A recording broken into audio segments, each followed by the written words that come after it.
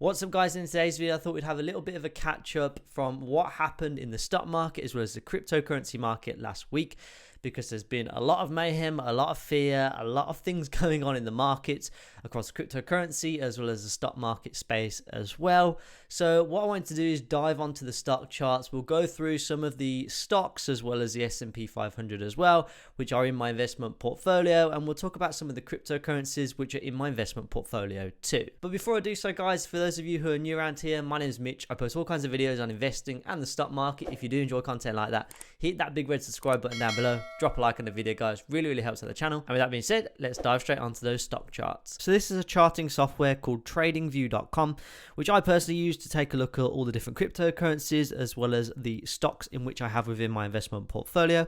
And over on the right hand side guys, you can see I've got a watch list perfectly created for all of the stocks and all of the cryptocurrencies in which I personally look at. So I thought we'd start things off and just take a look at the S&P 500, because last week we kind of had inflation figures come out from the United States, said that CPI had actually gone up 4.2% in the month of April, and because of that the S&P 500 absolutely tanked, and I think that drove quite a lot of fear in the markets. We were down roughly about 4% from the highs to the market lows just over the course of a 2 or 3 day period. And as a result of that, I think a lot of people were thinking that this could very much be the start of at least a stock market correction, potentially even going into a possible stock market crash.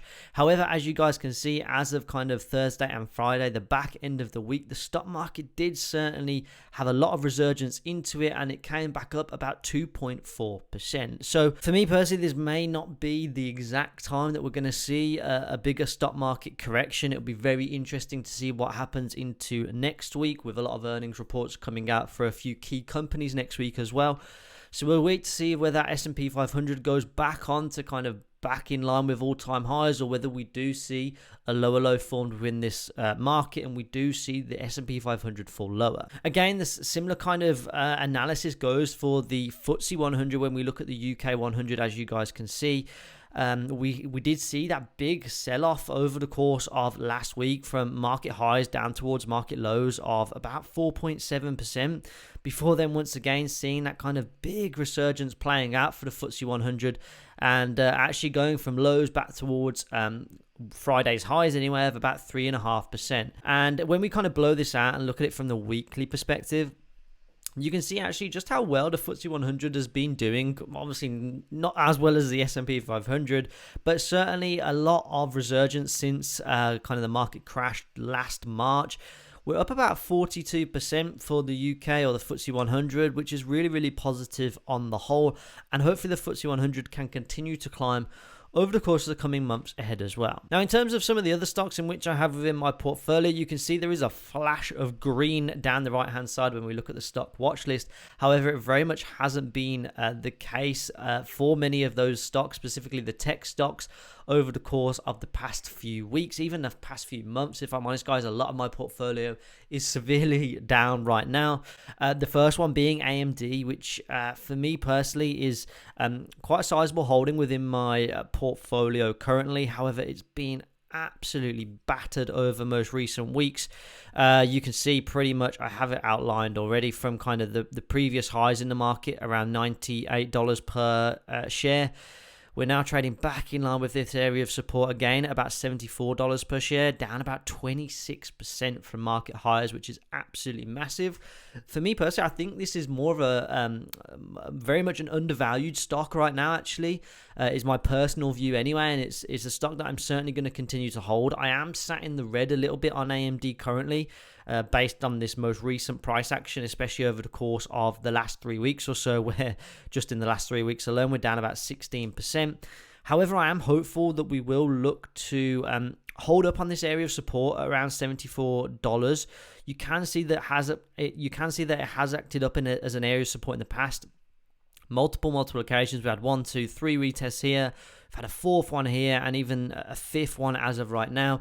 If we can see some bullish momentum off the back of that $74 region, hopefully we will get back up to kind of stock price highs once again at that $98 per share region.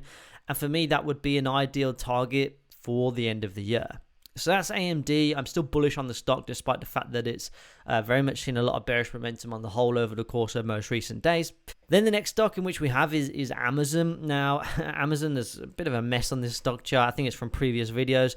But as you guys can see, we've been very, very range bound for Amazon stock over, well, pretty much since Q3 last year, July, August time. We've really been range bound between $3,500 per share to about $2,915 per share.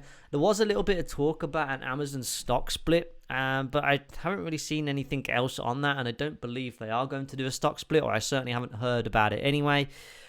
So in light of that, the stock price just seems to very much be trading in line with the rest of the tech stocks out there, which is certainly a little bit sideways, even if not a little bit towards the downside as well. You can see over the course of most recent days, even if we just drop this back to the weekly perspective just for a moment, you can see just over the course of the past couple of weeks, we are down another 7.72%. So we did start to see a little bit of resurgence in Amazon stock, especially after we kind of hit this area of support on the 1st of March. That kind of weekly area of support, which is held up at 29.15. And we did start to see a little bit of bullish momentum off the back of that. But once again, that $3,500 area of resistance has held up. And we've rejected it off that level. And potentially we could be heading lower once again, possibly even to retest these kind of range-bound market lows once again. So that's Amazon in a nutshell. I'm still sitting in the green on my Amazon position within my portfolio. And I do see good value in Amazon stock. Hopefully it will go higher over the course of the coming months, or at least the back end of the year.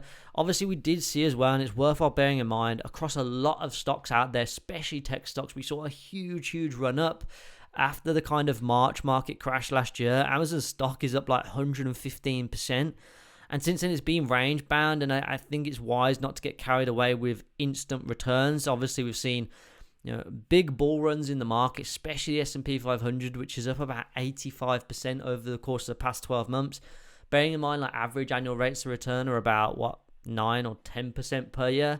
To see kind of some of these stocks, as well as the S&P 500, which was up 80+% in a 12-month period, that's kind of 8, 9, nearly 10 times the kind of average annual rates of return. So because of that, you do have to take that into consideration, that it's not always going to be green, and the stocks aren't always going to head up in a straight line. So that's Amazon. Apple, let's dive into Apple. You guys can see again, Apple stock has dive bombed. We did start to see a little bit of bullish momentum over the course of most recent weeks or so. We saw like this bit of a contracting wedge formation, which you can see, and we did break out of that level. And if I'm honest, guys, I was expecting this to possibly just straight line up to the upper band of this trend line, which you can see probably in the realms of about $148 per share. We did pull back. You can see I've got this Fibonacci retracement drawn from kind of market highs back towards market lows. We have what appears to rejected from the 78.6 Fibonacci retracement, and have certainly headed higher since then, especially over the course of the past 3 days. We are up about 3.85% just before the market close on Friday. So hopefully we can see continued upside momentum for Apple stock. Obviously, we did see a lot of shockwaves go through the market upon that inflation reading mid last week, I think it was, which obviously tanked quite a few stocks, but hopefully we'll start to see some upside momentum from there onwards. Next stock, let's skip over Facebook. Facebook's been doing quite well over most recent weeks. I very much called out this breakout, which I was expecting. We've obviously gone on to head higher since then. So Facebook, I'm still very optimistic that we can certainly head higher on Facebook stock based on current market structure. Tesla's unfortunately a bit of a downbeat story. I was up on my Tesla position, I think about 130% perhaps at the highs of the market. You can see since then the price of Tesla stock has absolutely dive bombed. We're down about 35%, and based on last week's price action, it doesn't look like we're going to be recovering anytime soon. Elon Musk, CEO of Tesla, has very much been involved with a lot of this kind of cryptocurrency, Bitcoin and DogeCoin, and recently come out after investing into Bitcoin, $1.5 billion worth into Bitcoin. As of this week, he's come out and said that Bitcoin is now not sustainable enough in terms of how much energy in which it's using in order to mine Bitcoin and in order for transactions to take place. So because of that, Tesla have actually stopped allowing Bitcoin transactions to take place to actually buy a Tesla. And obviously that's possibly had somewhat of a negative impact on Tesla's stock price, alongside the fact that as a result of Elon Musk tweeting about the kind of sustainability issues in which he has with Bitcoin, that's obviously tanked the price of Bitcoin as well, which we'll take a look at in just a moment's time. So it's kind of been a bit of a double whammy for Tesla as well as Bitcoin investors this week as a result of some of the, I'm not going to say market manipulation, but some of the comments in which have been made from the CEO of Tesla over the course of the past week or so. We do look like we have broken that $600 region of support. I think next downside target for Tesla is $500.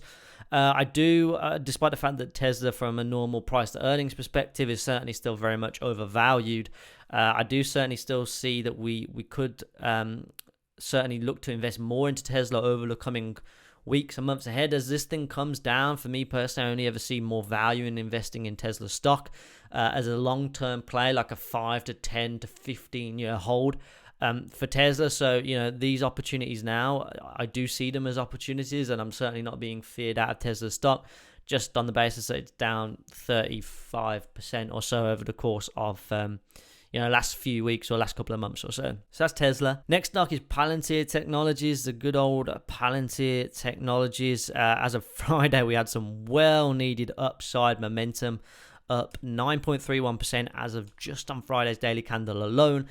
That was after a bit of a rocky start to the week, if I'm honest. We obviously had earnings which came out for Palantir over the course of earlier on this week. And there were very, very positive earnings reports. I think revenue was up off the top of my head. I think it was 49% year-over-year increase in revenue, with revenue being in the realms of about $300 million for Palantir. That's a really, really positive news story coming out. Still see strong growth in Palantir stock. ARK Invest have invested a few million shares, I think they've invested into over the course of the past few days with this stock price tanking. You can see, however, though, we did break back below $21.15, which I do have up as an area of support in the market. If we stay below that key region, I can see this unfortunately heading lower. However, when we kind of dive back onto the weekly candle, you can see this is a low testing bullish candle. If we can see continued upside momentum into next week, we could potentially break back above that area of support, now resistance, and continue to head higher. So I'm optimistic on Palantir. I think it's a good value. I invested more into Palantir last week, despite the fact that I'm down. I think I was down about 25% at the time on my holdings. I did invest more last week, and I did invest on a couple of different occasions. Very much looking optimistically on this stock for a long-term hold for Palantir Technologies. I'm very, very optimistic that we can see $27.50 by the end of the year, possibly even $30 per share. Let's just wait to see how this plays out. If we get continued quarterly revenue growth like there have been showing over most recent quarters, you can only ever say that the stock price will eventually catch up with some of the growth numbers in which we're seeing. So Palantir, strong buy and hold for me personally, and I'll continue to hold Palantir and probably buy more within my portfolio. The last stock in which I'm going to look at is Tattooed Chef. Again, Tattooed Chef came out of earnings early on this week. I haven't done a video on the earnings reports, but if you guys do want to see that or a bit more of an in-depth video on that, be sure to let me know down in the comment section. For Tattooed Chef, weekly, or for just going back to the earnings point just for a moment, earnings are very, very solid. Revenue was up 59%. Yeah, 49% for Palantir and 59% for Tattooed Chef. Tattooed Chef, as a result, weekly price action very much looks like it's stalled now. The selling pressure hopefully has subdued somewhat, because we were down massively from kind of previous market highs, down 42.3%. I am sat in the red on the Tattooed Chef position, about 25% or something like that. However, over the course of the past 4 weeks, we have stalled in terms of that downside momentum. So I am very optimistic on the basis of Friday's daily candle up 5.5%. When we drop this to the daily, it looks like we could very much be about to break this descending channel, and if we get that closure on Monday above this descending channel, I'll be optimistic that we could very much see Tattoo Chef stock take off somewhere in the realms of 50.7% over the course of the coming months ahead. And that's on the basis that, for me personally, I very much view this, and if I can just find the right tool, very much view this as an upside impulse, correction, and then potentially an upside continuation, which could play out for Tattoo Chef's stock price. So bullish on Tattoo Chef. Earnings were strong. Let's wait to see how this one plays out over the coming months ahead as well. So that's the stock market. Hopefully I haven't rambled on too long about the stocks in which I'm invested into. It does look like we've seen overall positive sentiment over the course of the back end of the week. Based on the technical perspective, do remain a little bit bullish still on the stocks in which I'm investing into from a technical point of view anyway. And obviously we saw resurgence across the S&P 500 over Thursday and Friday. So because of that, I'm pretty optimistic on the stocks in which I'm invested into. Some of them aren't playing out as expected right now, which is just the case when it comes to investing. But over the course of the long term, I'm still heavily bullish on the stocks in which I'm invested into. So now let's talk about cryptocurrency market. Let's dive on to Bitcoin just to begin with. For me, I think Bitcoin could tanked even more. I think since I started recording this video, we're down 5.2% on the day. This has reacted really negatively from Elon Musk coming out and saying that Bitcoin is just not a sustainable solution. And because of that, the price of Bitcoin has absolutely tanked. We are down 20.38% from just kind of, from weekly highs. And then when we kind of put this back to all-time highs, we're down about 27.1%. Now, for me personally, now we've broken this previous area of support at around $48,750 per coin. The next realm of support, which I'm targeting in terms of downside for Bitcoin, is between $33,750 and $41,500. So potentially another sell-off. I'm just going to average this out, guys, just for simplicity, but at least another 10% downside in which I'm going to forecast for Bitcoin over the course of the coming weeks ahead. It could even be days, you know how volatile Bitcoin is. So we could see more downside. I'm not sure whether this is the end of this current buying season in which we've had for the likes of Bitcoin. We do look like we've certainly started to decelerate in terms of the upside momentum. We could see a big sell-off for Bitcoin over the coming months ahead. You do have to bear in mind, guys, we are up just from like March last year.